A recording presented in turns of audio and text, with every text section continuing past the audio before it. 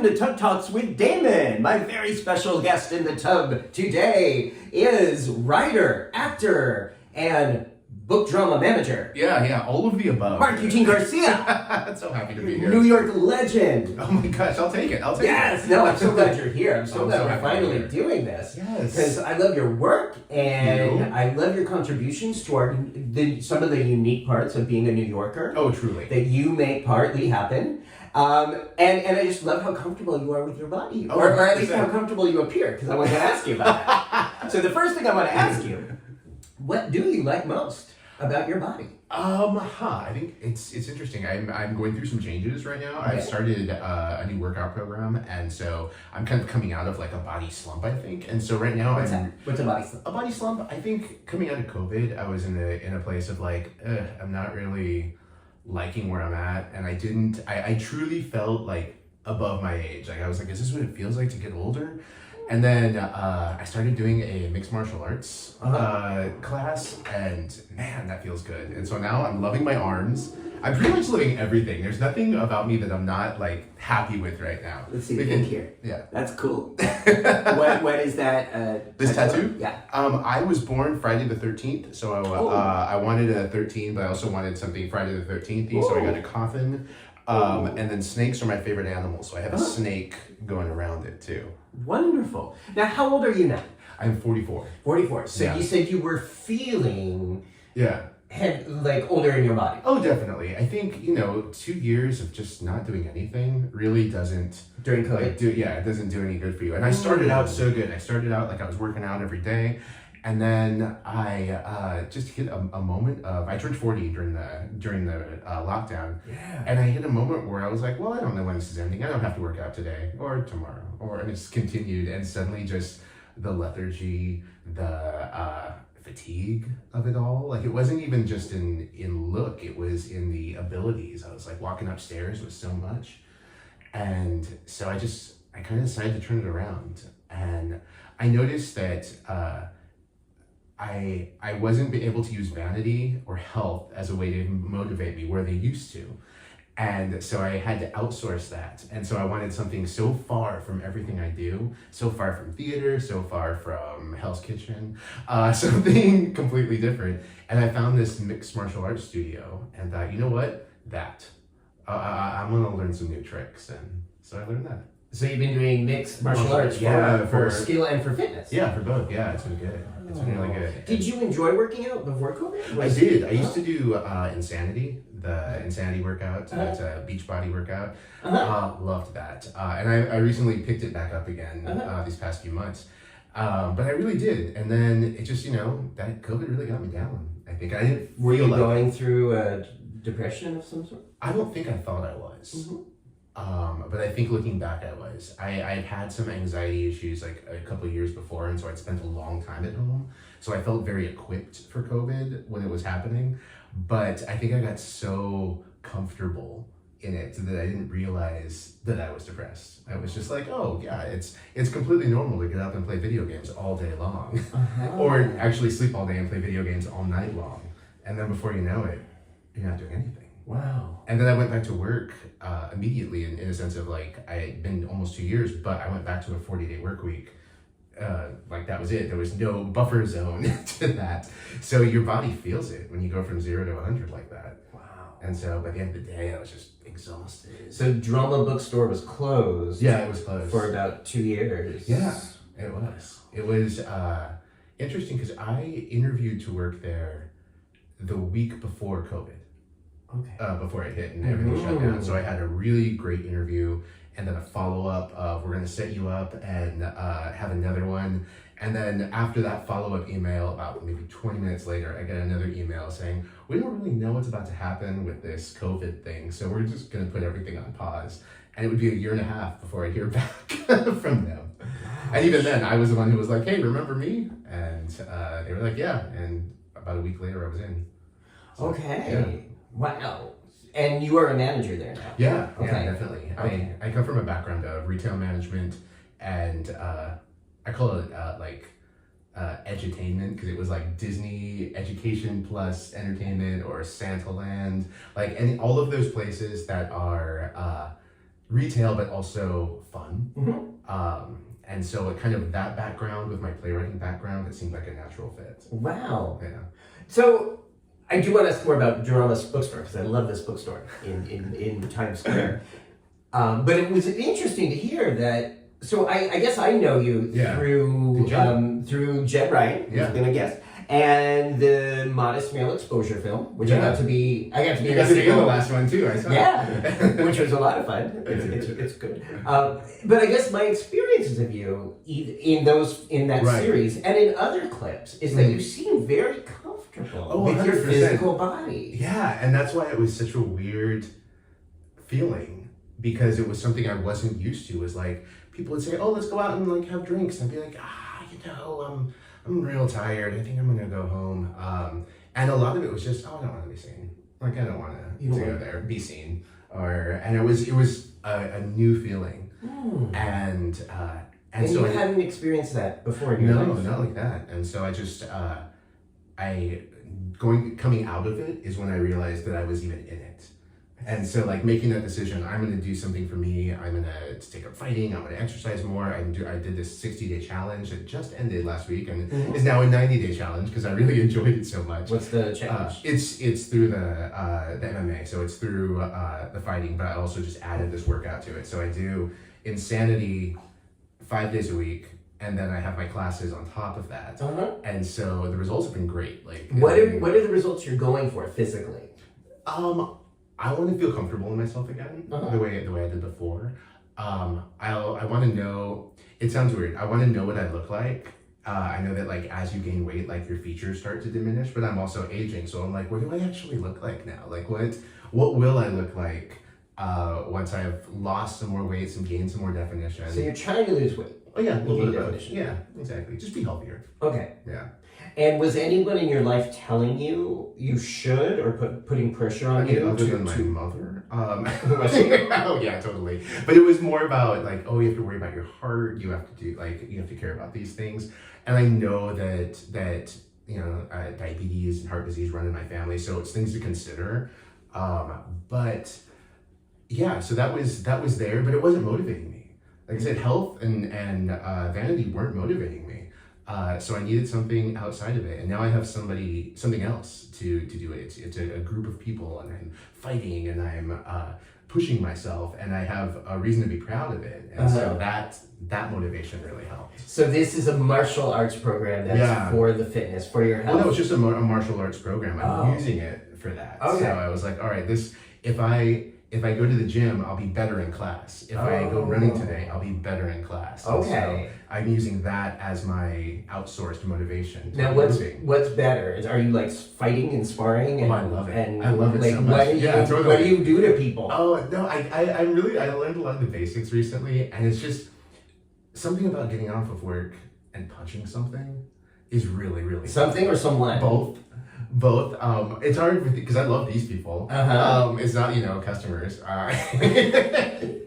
That's a good thing, right? That's a good thing. Yeah. So this gives you a chance to do physically engaged, like sparring, fighting, punching. And it's great because now it's like running for the subway, so easy. Running up the stairs, so easy. Like all of these things that were so much before are wonderfully, wonderfully simple. And I feel like, this is how I used to feel. Like I thought it was just, oh man, no, Mark, you're just getting older, so that's part of the natural progression. But then realizing, oh my God, I'm only 44. Like I shouldn't feel like that. Yeah, exactly. Wow. It got heavy real quick. This is why I love doing Tub Talks, is talking about the issues and the thoughts and the things that we're thinking about. So this is a rigorous workout. It gives you discipline, it gives you routine, and it gives you a chance to punch somebody. Yes, all of the above. Now, would you say health and vanity have returned to your routine? Yes, I mean health definitely because I'm obviously messaging my mom, look, I've lost 30 pounds, and so she's happy, which makes me happy and healthy. And vanity, because now I suddenly want to go out again. And now I'm like, yes, let's get into a bathtub and do an interview. Would you have done this with me a few years ago? I think I would have done it prior pandemic. But I think the timing turned out so right this time around because I'm in a place where I'm like, I feel good. I feel. Yeah, I think you look good, but and in Modest Male Exposure, you are in both. Yeah, totally. Episodes, you are completely naked, like everything. Oh yeah. And I would never know that this person has any question about that confidence because you look so confident when you're naked. Yeah, no, that's acting. Also, I think with that, there's something really fun about that movie, or both of them. Yeah. Is they're funny. Yeah. And I got to really exercise my comic chops. And I love to be funny. I love to improv. I like to do those things. And there were so many moments where I was just riffing, and it ended up in the movie. I'm like, oh yay, cool. My dumb line got in there. But I think you get so focused on that it's like you're not thinking about, oh, my whole body's out there. So when it is out there, when it's showing, and when Jed Ryan has screens it, what is that like for you? It's fine. I think there's a certain amount of like, oh man, like I wish like my stomach was smaller in that picture or something. But at the same time, there's also like, I'm really funny. Yeah. And that's what stays there with that. In the gay community, were you getting pressured to lose weight? No, it's a friend and I were having this conversation a while back of we were at 9th Avenue Saloon, which I love. I love this place. That's my favorite bar. So we were there. We're gonna talk. Yeah, and a bunch of like 22, 23-year-old gays all came in the room, and they were having fun. And I turned to my group and I was like, "Do you remember when we were like that? Does it not feel like we're in the reboot of a show we used to star in, but we're now just here to give sage advice, like take your prep, like like we don't get the A plots anymore." And yeah, so I think like there's a certain amount of that went into it that I felt, and it was like, oh, here's an opportunity to not be that guy, to be just, you're gonna get naked on screen and be a rugby player and say fun things, and it's like, okay, cool, it's a chance to feel that again. Right. Yeah, and to show that we should get good storylines. I think we should. Well, I think we make the storylines. Truly. I'm in my 50s, and I think we create the story. Yeah. As I said, nobody puts baby in a corner. No, truly, we put ourselves in a corner. Some men do, and that's a lot of what the series is about too, is saying, no, a lot of us are not going to be put in a corner in our 40s, 50s, 60s, 70s, and on. I lived in Palm Springs for 5 years before I lived here. And talk about seeing men who are not being put in a corner. One of the blessings of living there was seeing a lot of guys in their 60s and 70s, some of whom were just able to be out and proud and gay for the first time in their lives. And these boys were enjoying the moment, having a lot of fun, and they were having a lot more sex than I was. Right. And just seeing like, okay, at no point do we ever have to diminish our light or our bodies, or stop being fun or playful. No, and I think that there's an expectation to do that, and it's kind of getting over that. I've also noticed, and it's something somebody brought up during the first Modest Male Exposure, during one of the screenings, where we done screening, and then they had like a little bit of a talk back, and one of the men said how he noticed that like at the gym, it's similar to the movie, like the younger people are the ones who are like hiding under towels or stepping into a bathroom stall to change, and the ones who are older are just the ones who are just whatever, just changing. And it's not even a gay thing, it's not a sexual thing, it's just a naturalness of changing. But some people are very, very timid, and it's a lot of it is that those younger folk that I don't know if they just were never brought up around it. But I've also noticed that at where I go, like they have a big like open shower type situation there, and people change like nothing. And I'm like, it's not like this at the gym. Like I don't know if it's an athletic thing or if it's a community thing. These are all a bunch of straight men that I'm fighting with. So it's not like there's nothing underlying it, but they're just totally comfortable being like naked and hanging out. And it's interesting to see like who has that comfort, who doesn't have that comfort, who can do this. And so I think there was a lot of questions that Modest Male Exposure 1 and 2 asked, and kind of brought to the forefront of the community. Interesting. Yeah, I wish we normalized, I wish this culture, American culture, normalized nudity more. I just think it's a great way to hang out with friends. Truly. And I've always said it's really hard to hate someone you're in a bathtub with. If more political leaders had these conversations in bathtubs, I think our world would be in a different place right now. Well, like even when you go, I don't know if you ever go to Rock Bar to so I've been there a couple times, and was talking to a friend about it, and he was like, "How do you do it?" And I'm like, "It's so easy because Do what? go to rock bar, go to like a naked bar night." Oh. And he was like, "How do you do that?" Because he'd never done it. And I'm like, "It's really easy because I have an easier time talking to somebody I would never walk up to or talk to there than in a regular situation because I know we have this in common." It's like, oh, cool. Like you can say like, have you done this before, or have you come here often? And it's valid and not a pickup line. It's a real like, we actually have this in common. Let's talk about it. Yeah. It's interesting how it's so frowned upon by some and embraced by others. Right. Yeah. And again, I think it's very specific to Western culture, the United States, North America in particular. Definitely. Yeah. Because my understanding, and having been to travel outside this country, people don't feel as hung up on nudity in other parts of the world. I mean, you look at TV and it's like, I think, are we the only ones who use prosthetics for people when they do nudity? Right. I don't know if you're watching White Lotus, but there's I've been so hearing about many. it. Yeah. And it's fine. Like, that's valid. That's them. They don't want to show that. That's totally fine. But also, why? Like, why are we afraid, or why this? And so, Right. From someone who's done so much nudity in movies, I ask the question, why? Why are you afraid? So when you're looking for a role, Right. and the role requires nudity, Yeah. and you're willing to do it, whereas a lot of men are not, has that helped you in your career? Oh, definitely. It's helped me get parts. It's helped me form, I think, bigger bonds with people because that's involved. Like when you're doing a show that requires that much intimacy, whether it's a play or a movie, there is a sense of camaraderie between everybody. Yeah. I was just filming something upstate, this movie called The Contract with my friend Josh, and the same thing, lots of nudity, especially on my part. I pretty much wore a robe and that's it the whole time for a feature, so it's a lot. But the ability to just like hang around naked and be between shots, and it's like, oh, I'll grab my underwear if I can get to it, but having everyone just be completely comfortable with that or with the other actors in the same situation, there is a sense of intimacy and camaraderie and friendship that I don't know if you get in other things. Right. Yeah. I mean, I've done other movies that don't have that, and you're close and you have the stage friendships and romances and so on, but like there is something very specific about being that vulnerable with so many people. Wow.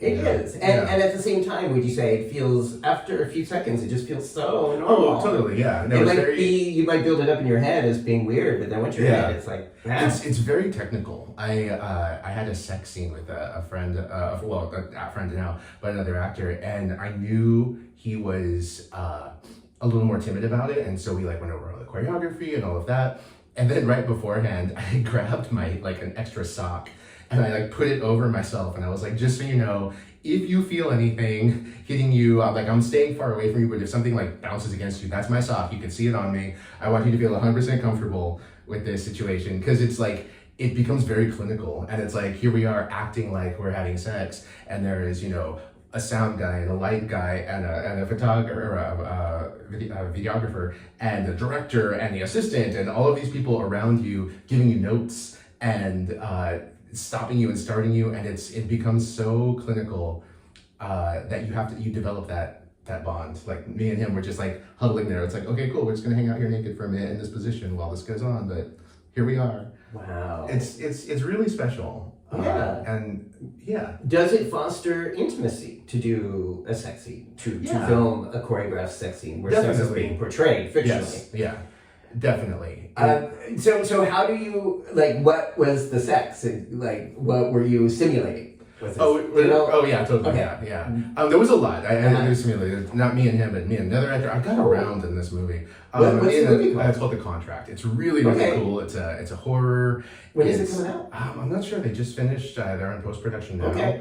It's by Sidekick Productions. We'll put a link when it does come out. Definitely. It's with Sidekick Productions, who I absolutely love. They focus on body positivity. They love to delve into horror and creepiness, and also just fun. It's a family I've always wanted to work with, and they've just been great. I've done a lot of their work, but this is their most risque, I guess, or progressive of all of them. So it's gonna be fun. It's gonna be really cool. But yeah, no, there was some simulated oral, simulated anal. There was some sex in this, and the person who simulated oral was a friend of mine who I've been friends with for years. And so it was having that conversation of like, okay, well, see you down there. But he was not so comfortable at first. No, he was fine. He was totally fine. But it was just a new level to our friendship, I guess. Level. Yeah. New level of intimacy. How do you decide how far this is going to go when you're filming this? That's a convo to have. Like, you know, the director will talk to you like, hey, how are you feeling about this? Or are you okay with so-and-so? Or something. And you have that ability to say yes or no. I don't have many limits, I've learned. But my co-star did, and he was very, and it was different than I thought it would be. It was like, oh, I don't like to be touched on the neck or this. And it's like, okay, cool, then we won't. And so it's that discussion, I think. I've been lucky enough from the writing side of it to work with some really amazing intimacy directors who have worked on my work, who worked on Goat Blood and my recent show. And I learned a lot from them, from watching them work and knowing what it's like to check in with your actors and knowing now, what it's like. Is this the same thing as an intimacy coordinator? That's what I meant. Yeah. That's the same thing. Okay. That's what I meant to say. Yeah. Okay, so intimacy coordinators. Yeah. How do you feel about intimacy coordinators on a set? I love it. You do? I do. Okay. It brings a level of relaxation because then you're not worried about it because you've already rehearsed it. You've already talked about what makes you comfortable, what doesn't, what the limits are. But it also really just, from the other side of it, from as a writer, having an intimacy coordinator to talk back and forth with the scenes of intimacy and ask those questions of like, what is the mood we're trying to accomplish, or what are we trying to show here? And it's never a matter of how can we avoid certain things, but it's a matter of how can we do this better. And so and sometimes it's not about limitations. It's about, oh, you try this move, try doing this. And with Goat Blood, that was great because he came in very prepared and with partitions for them to wear, like during these scenes where there would be touching or stuff like that. And then during the course of rehearsal and talking back and forth with him, I was like, well, I think, what if we tried it this way?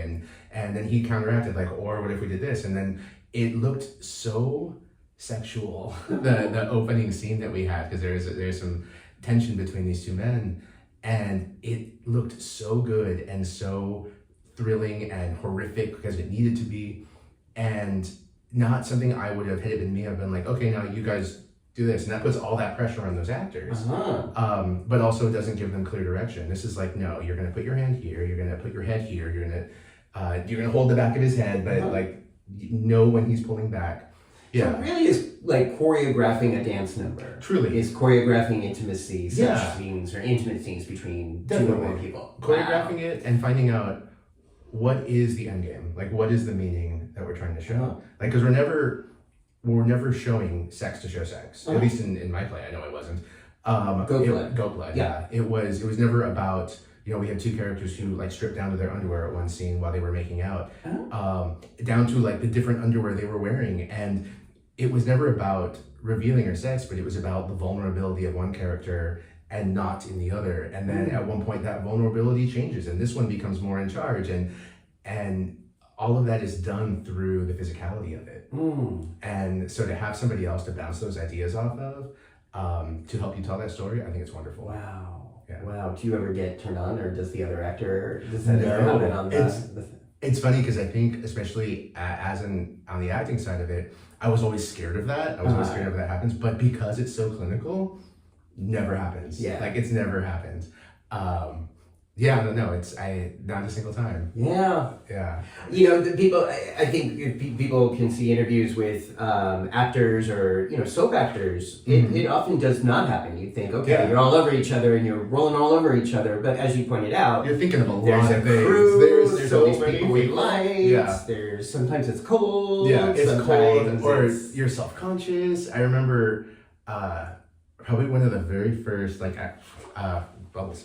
The very first, like, sex scenes I had, it was with a woman in this movie called Bliss, and I loved the movie. I loved the script, and the first time we were like actually filming where there was nudity involved, and again we're in a room that's probably about the size of this bathroom, and we're on a bed and there is like 10 people around us, and the lights come on, and as we're simulating this, I just feel like the beads of sweat rolling down me, and then now I'm sweating because I'm sweating, and then just more, and I feel her hand like trailing a puddle of sweat in my back, and all of these thoughts going through here. Yeah, here I am continuing to pretend like we're doing this, and then finally after they call cut, it was like, oh my God, I'm sorry, and it's like there's no way, even though you're in that place, even though you're intimate with somebody and you are naked, there's no way to be aroused in that because you're so focused on everything else. And then that went away, so it was good. But even then after that, now we're just doing a job.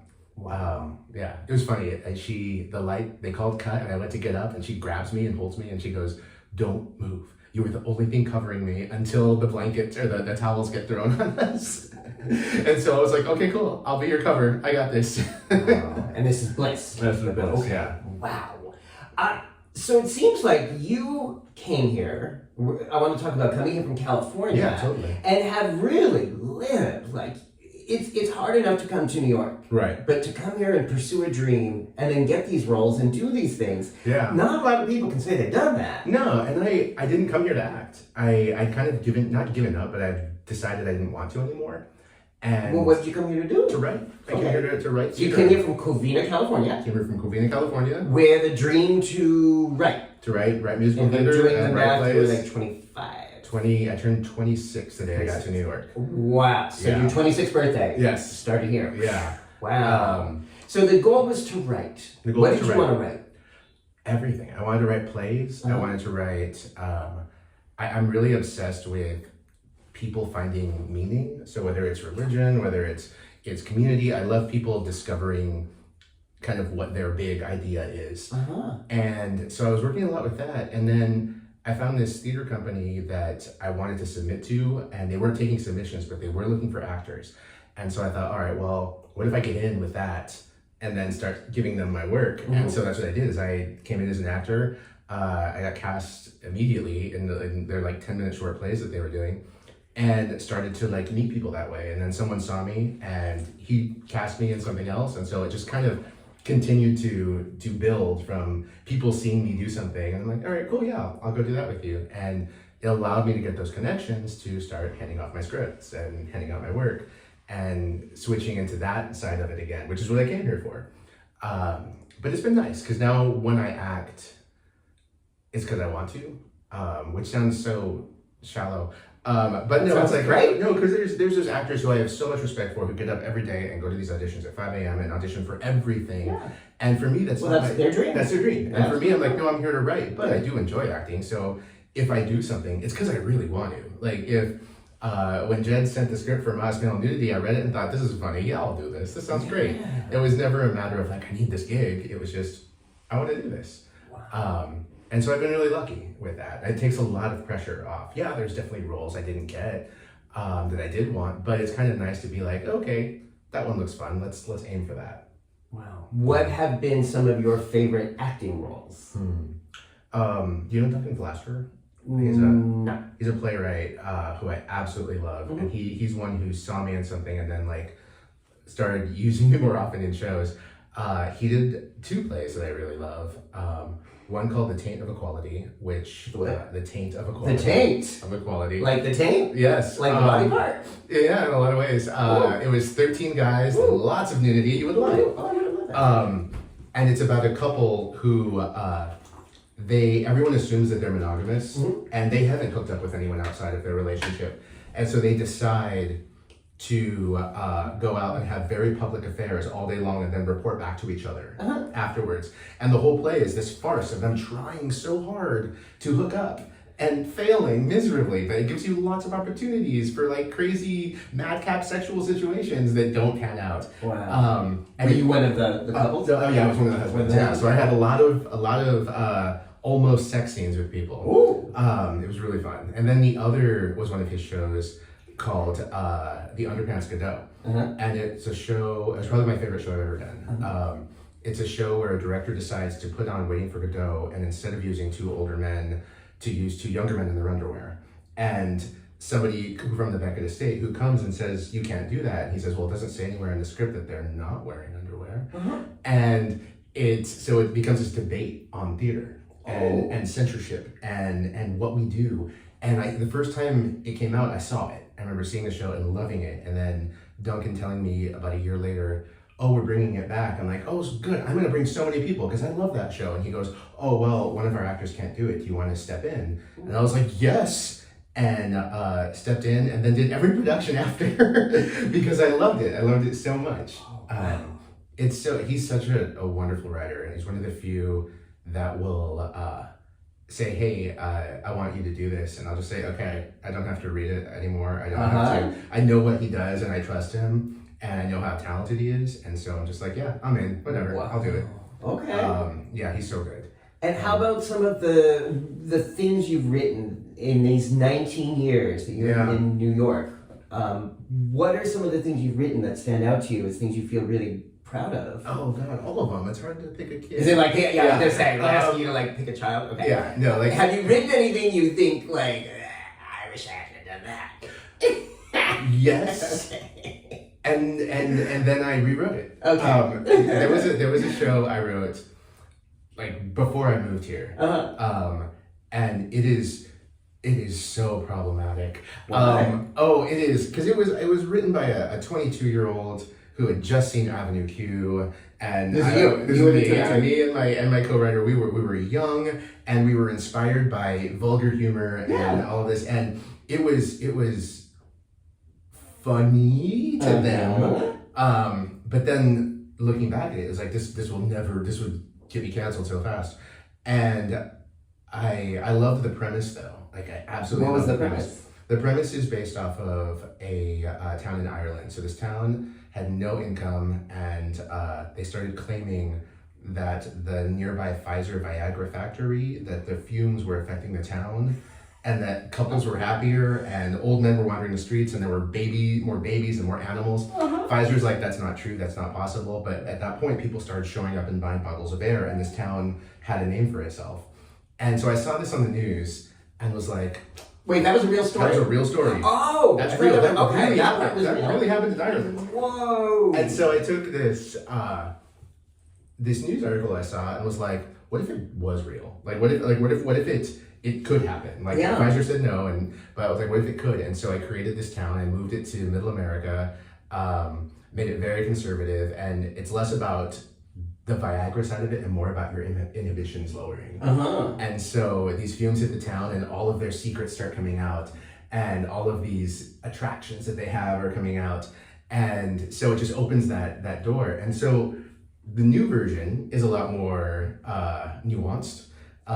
You can't have a show about the sex clouds and it affecting people without talking consent.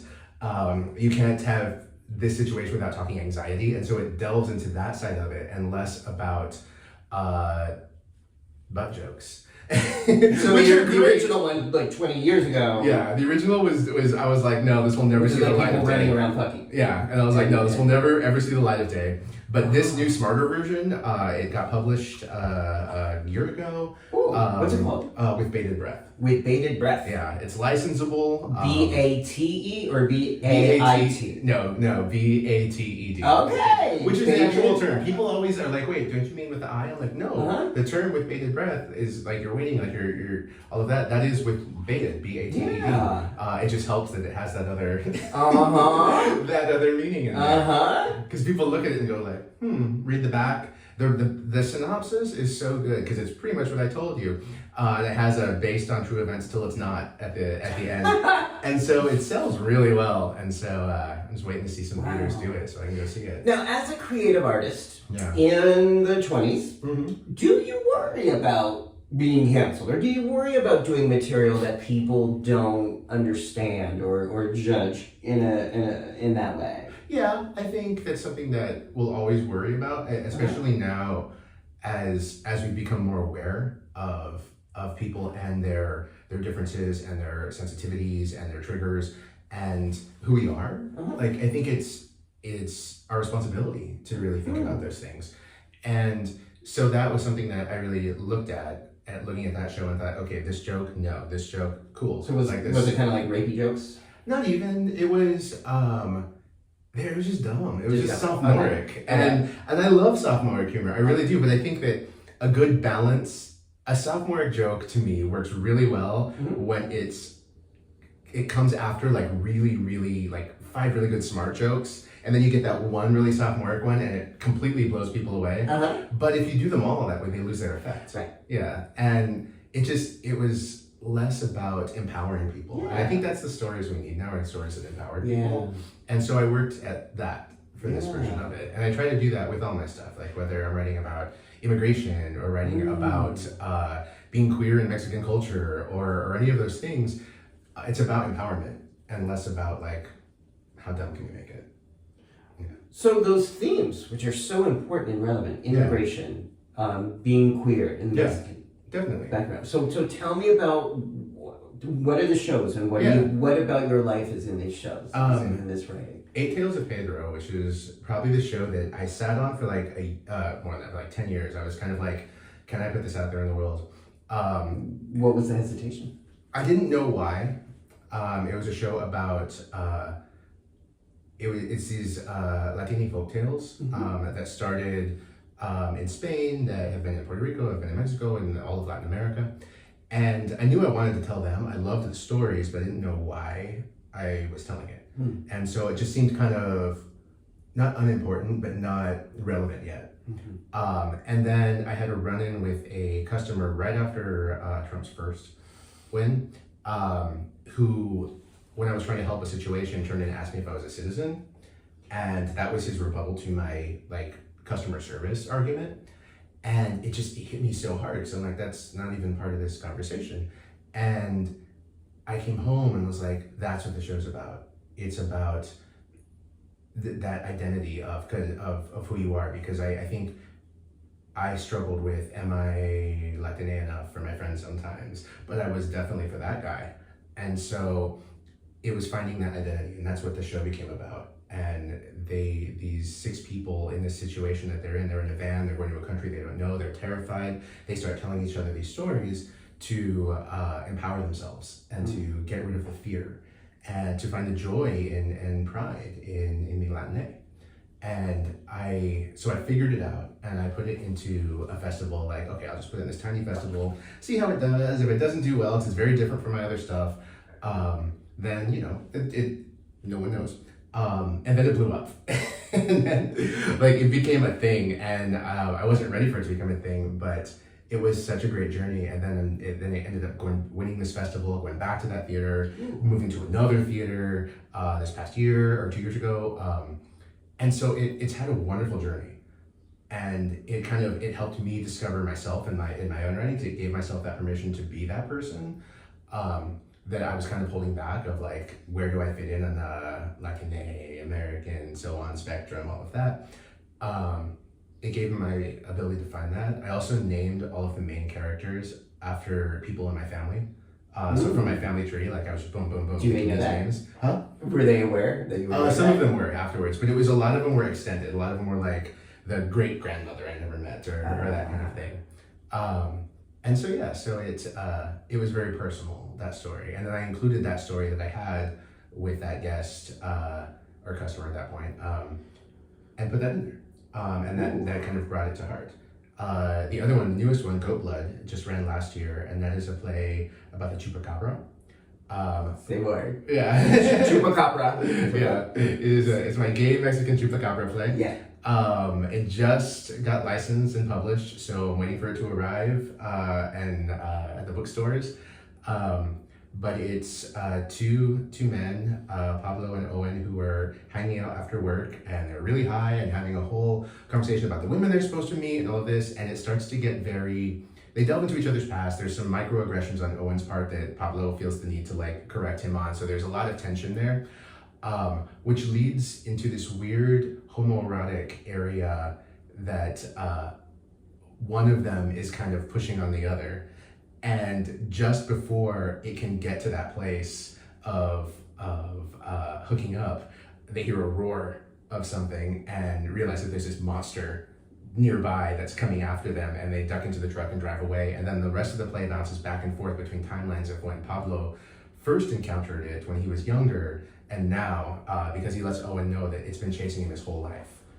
And So as a therapist, I'm thinking this is very symbolic. Yeah, 100%. Yeah. And so Was that what you were going for? Yeah, definitely. Okay. And so we bounce back and forth between his first encounter with a neighbor who was there when he saw it, and where he lost his brother, his youngest brother, and then that he felt responsible for this whole time. And then tonight, basically, with him and Owen in this long chase scene, admitting having his own revelations with Owen, how he feels about him, and how what he wants their relationship to be in this friendship, homoerotic demeanor that they're in. Whoa. Yeah, and then it gets scary. Then the monster, ideas of the monster come forth, and people die because that happens.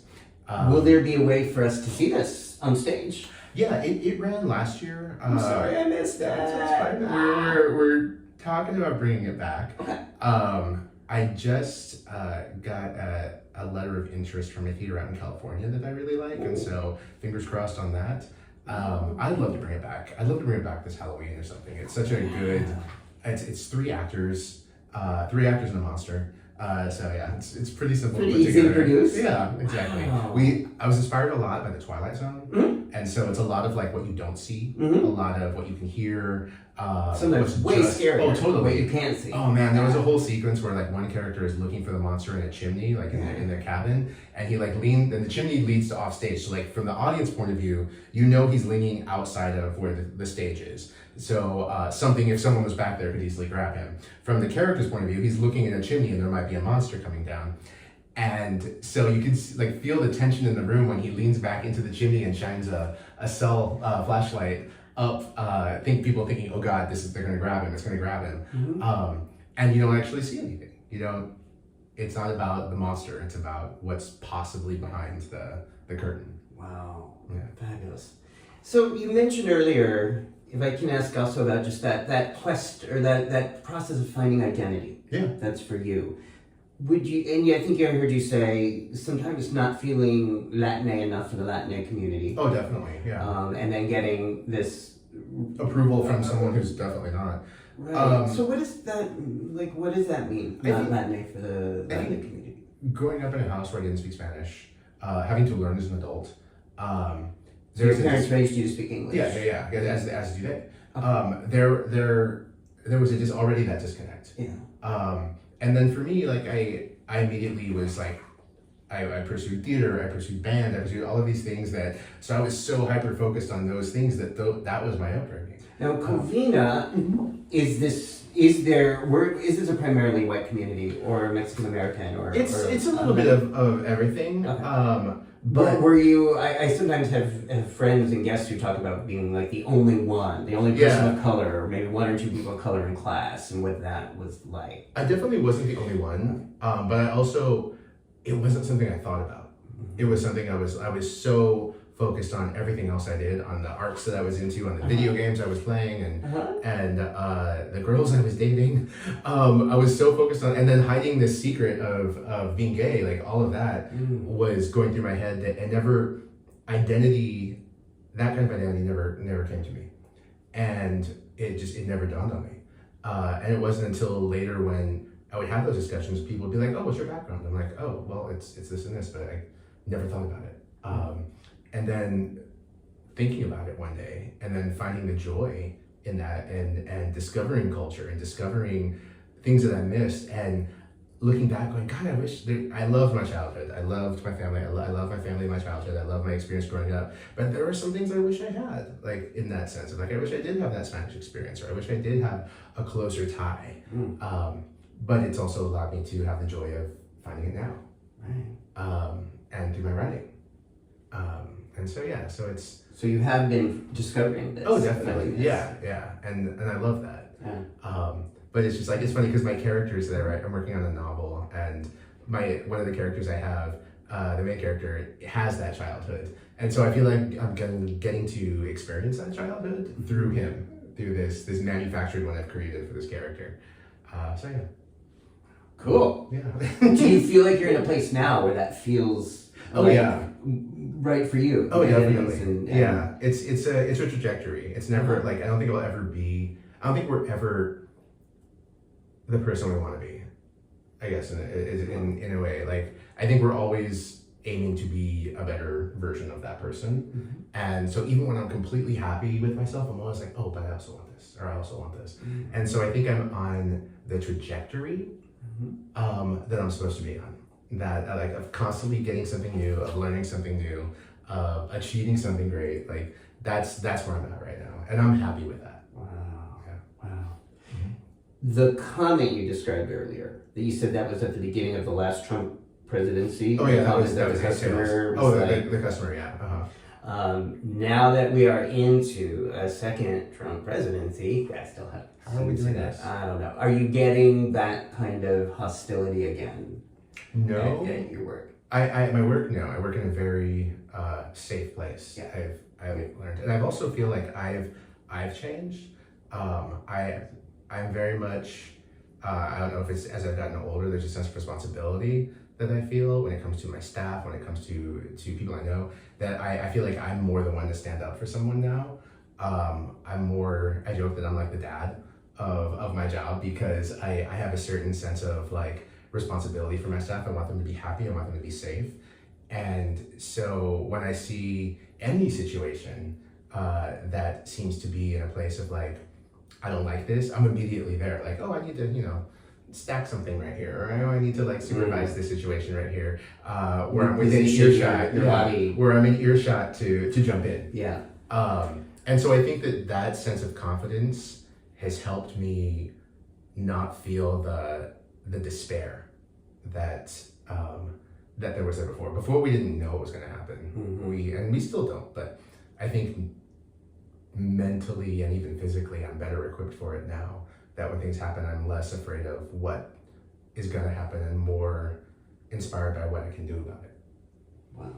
So more about what you can do versus the stuff you can't control. Yeah. Have you been feeling the hostility in New York City or anywhere you've been going as a Mexican American? No. During this so far, I mean, we're still pretty early into it. But, yeah. Just some of the things he's saying. Oh, definitely. That is terrible. Yeah, and it's, again, for me, it's, I feel like I'm looking around at people more with the "are you okay" situation than "am I okay?" Like, I'll look and make sure. It's like I'll see.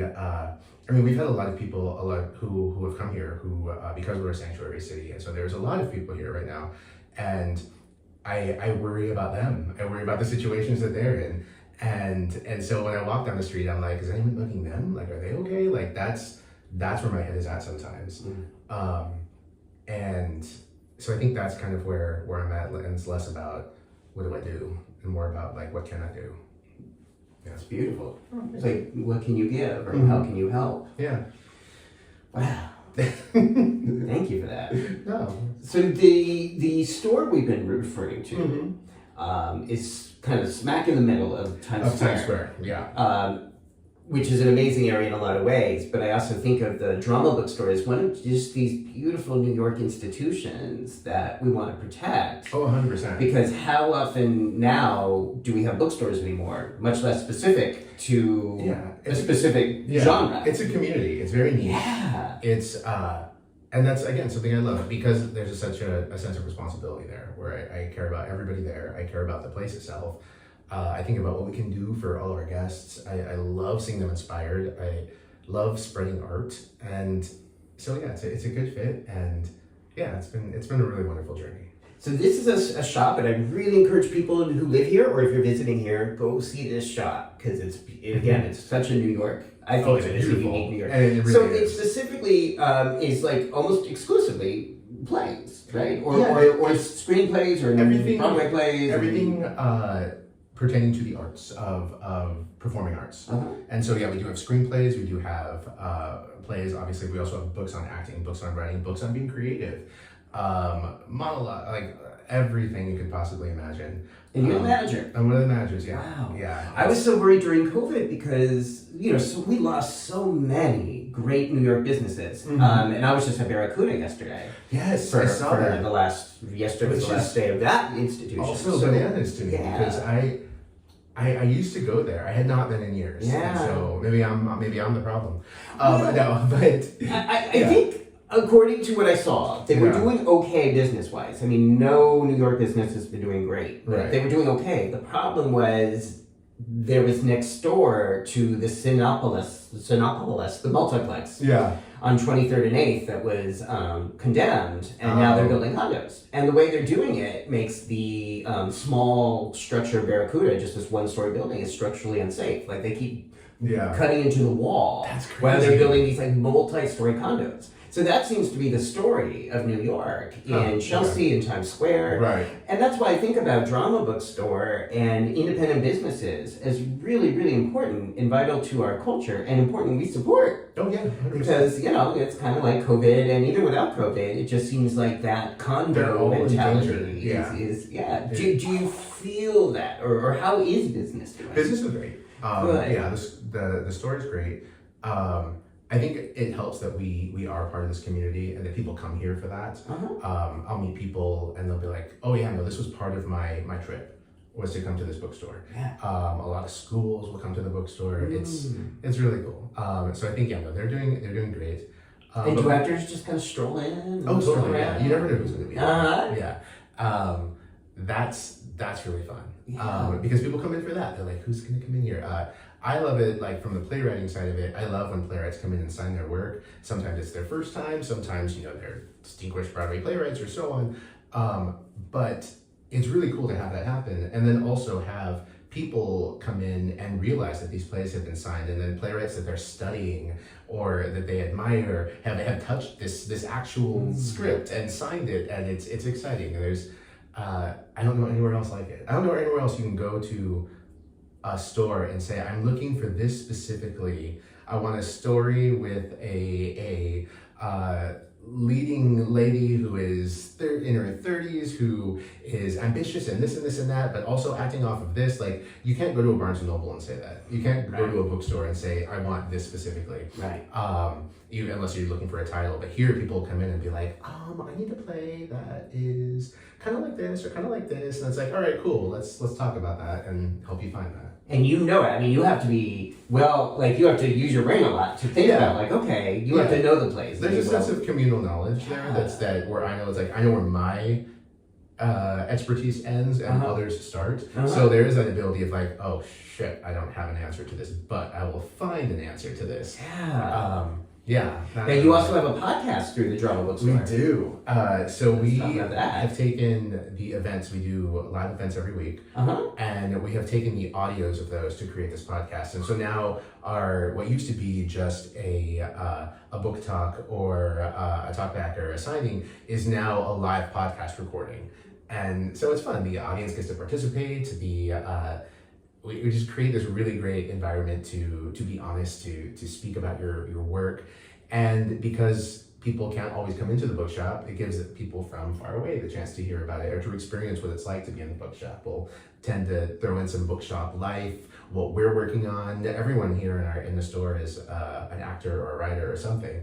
And so putting all of that together, it creates this community. It's one more part of that. Beautiful. Yeah. Beautiful. So again, this is the Drama Bookstore. The link will be down below. And again, I think when people are in town, it's a real treat. You really want to see this. And if you can, attend one of the podcasts. Yeah, totally.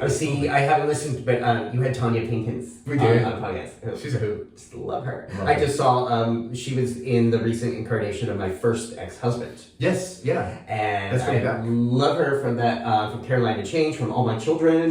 So fan. She's just amazing. So I want to listen to that because I saw that you had spoken with her. Yeah. So much fun. We've had so many great guests. Yeah. And that's exciting because again, it's people, sometimes it's people like Tanya Pinkins who have been around, who have this established career, and sometimes it's a first-time playwright. And it's neat to see the similarities, neat to see the feelings that are in there. I love it. Wow. So today now, you've been here New York 19 years. Yeah. And you're 44. Yeah. And here we are. I think there's a lot to look forward to, but there's a lot going on in the world.